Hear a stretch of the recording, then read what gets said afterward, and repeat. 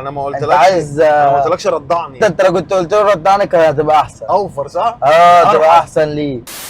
من المواقف الغريبه يعني اللي حصلت معايا في القهوه، قلت له سمحت عايز واحد قهوه بحليب. حليب؟ يعني حليب؟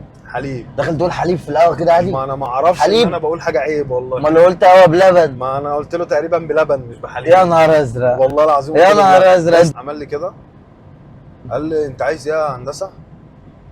قهوه بايه؟ انا ما قلتلكش. انت عايز انا ما قلتلكش ردعني. انت لو كنت قلت له ردعني كانت هتبقى احسن. اوفر صح؟ تبقى احسن ليه. قال لي اسمها قهوه فرنساوي يا هندسه. قهوه فرنساوي تقولش لحد بلبن دي تاني. عيب. انا مش عارف، انا لو شتمتك لا، بامك ده غلط. بتعمل معايا كده. غلط يا هندسه. ما انا ندمان ما يا انت اسطى. عرفت. انا اسف يا ما اسطى. ولا بينهج ولا حاجه ولا ما لقيته تمام. طب بعد ما جاب لك القهوه ما كانش بينهج بس هو طول. هو يعني خد حبه عقبال. في المواقف برضه الغريبه واحد قال لي هات سحلب من غير حليب. عايز سحلب من غير حليب ابو ادرة هيسنفوا يعني. لا سحلب.